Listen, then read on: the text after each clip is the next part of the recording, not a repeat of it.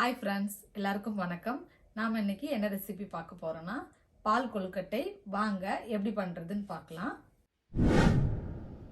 ஒரு பவுல் எடுத்துக்கோங்க. அதில் 1 கப் பச்சரிசி மாவு சேர்த்துக்கலாம். நான் கடையில் வாங்கினா பச்சரிசி மாவு தான் சேர்த்துருக்கேன். இந்த மாவு நீங்கள் பார்த்து எடுத்துக்கணும். ரொம்ப நரன்னு இல்லாமல் ஓரளவுக்கு வலுவலுப்பாக இருக்கிற மாவாக எடுத்துக்கோங்க.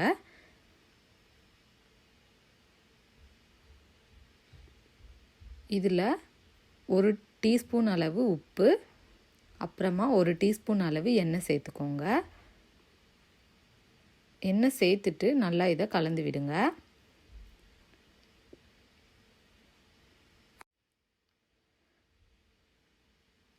கலந்து விட்டுட்டு கை பொறுக்கிற அளவு சூடுள்ள தண்ணி எடுத்துக்கலாம்.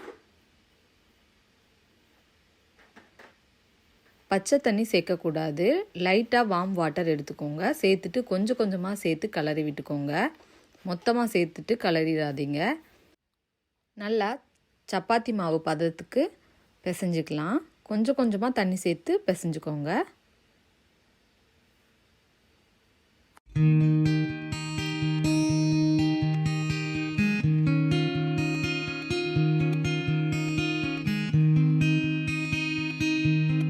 இந்த பதத்துக்கு நீங்கள் பிசைஞ்சு வச்சுக்கோங்க.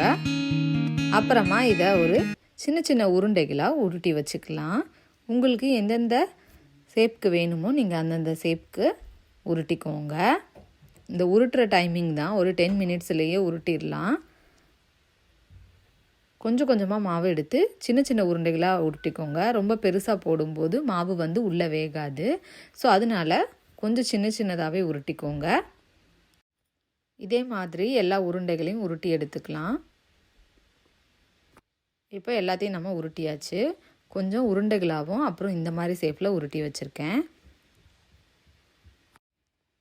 ஒரு கடாய் அடுப்பில் வச்சுக்கோங்க. அதில் 3/4 கப்பு பொடிச்ச வெல்லம் சேர்த்துக்கோங்க.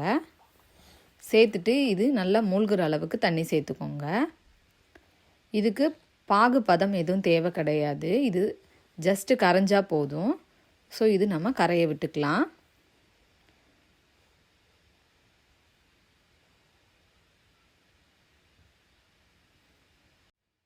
இப்போ பாருங்கள், நல்லா கரைஞ்சி கொதிச்சிட்ருக்கு. இதில் உங்களுக்கு தூசி இந்த மாதிரி ஏதாவது இருக்குதுன்னு தெரிஞ்சுதுன்னா நீங்கள் வடிகட்டிக்கோங்க. இது என்னோடது தூசி எதுவும் இருக்காது. ஸோ அதனால் நான் இதை வடிகட்டலை. இப்போ இந்த மாதிரி நல்லா கொதிச்சிட்ருக்க டயத்தில் நாம் உருட்டி வச்சுருந்த கொழுக்கட்டை எல்லாத்தையும் இதில் சேர்த்துக்கலாம்.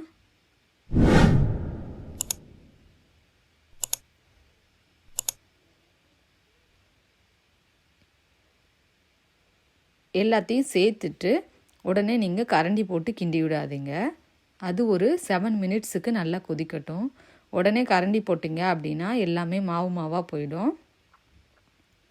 ஸோ அதனால இது ஒரு 7 மினிட்ஸுக்கு நல்லா வேகட்டும். இப்போ ஒரு 7 மினிட்ஸ்க்கு மேலே ஆயிருக்கு. நம்ம இதை நல்லா கரண்டி போட்டு இப்போ கிளறினீங்கன்னா எந்த கொழுக்கட்டையுமே உடையில பாருங்கள். இப்போ ஒரு கிளறு நல்லா கிளறி விட்டுக்கோங்க. கொழுக்கட்டை வேகிறதுக்குன்னு பார்த்தீங்கன்னா ஒரு 10 நிமிஷத்துக்கு மேலேயாவது ஆகும். ஸோ நீங்கள் எடுத்து இந்த மாதிரி லைட்டாக உள்ள மாவாக இருக்கான்னு செக் பண்ணி பார்த்துக்கோங்க. பார்த்துட்டு அப்புறமா ஒரு 5 மினிட்ஸ் வேக வச்சுக்கோங்க. இப்போ லைட்டாக மாவாக இருக்குது. ஸோ இது ஒரு 5 மினிட்ஸ்க்கு நல்லா வேகட்டும்.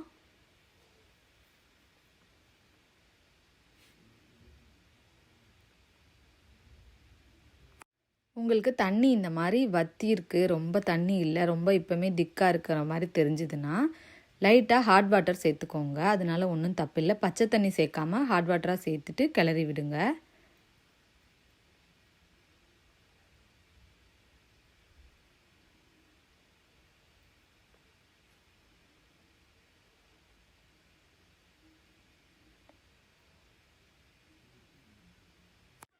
இப்போ கொழுக்கட்டைகள் எல்லாம் நல்லா வெந்துருச்சு. இப்போ நம்ம 1/2 கப் துருவின தேங்காய் சேர்த்துக்கலாம். தேங்காய் சேர்த்து நல்லா கலந்து விடுங்க. இப்போ 1 டீஸ்பூன் அளவு பச்சரிசி மாவு எடுத்து தண்ணி சேர்த்து இந்த மாதிரி கலந்து வச்சுருக்கேன். அதையும் இது கூட சேர்த்துக்கலாம். கொஞ்சம் திக்னஸாக இருக்கும், அதுக்காக சேர்த்து அதையும் இது கூடவே நல்லா கலந்து விடுங்க.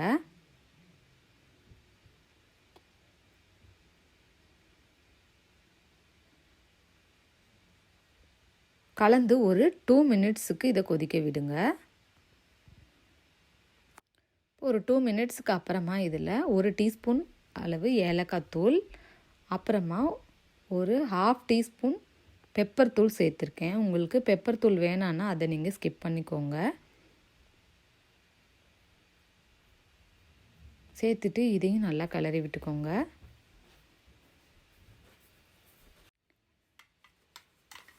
நெக்ஸ்ட்டு பார்த்தீங்கன்னா 1 டம்ளர் அளவுக்கு காய்ச்சி ஆற வச்ச பால் சேர்த்துருக்கேன். சேர்த்துட்டு ஒரு 3 செகண்ட்ஸுக்கு அப்புறமா நாம் ஸ்டவ்வை ஆஃப் பண்ணிக்கலாம். அதை நல்லா கலந்து விடுங்க. ஆல்ரெடி நம்ம காய்ச்சின பாலுங்கிறனால ரொம்ப நேரம் கொதிக்க விட தேவையில்லை. இந்த மாதிரி கிளறிட்டு ஒரு 3 செகண்ட்ஸ் மட்டும் வச்சுருந்தா போதும்.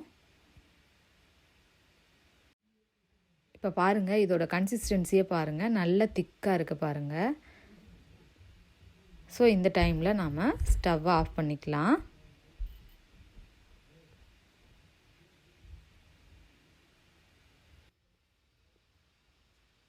ஸோ ஃப்ரெண்ட்ஸ், உங்களுக்கும் இந்த பால் கொழுக்கட்டை பிடிச்சிருந்தது அப்படின்னா எங்களோட சேனலுக்கு மறக்காமல் சப்ஸ்கிரைப் பண்ணுங்கள், லைக் பண்ணுங்கள், ஷேர் பண்ணுங்கள், கமெண்ட் பண்ணுங்கள். தேங்க்யூ.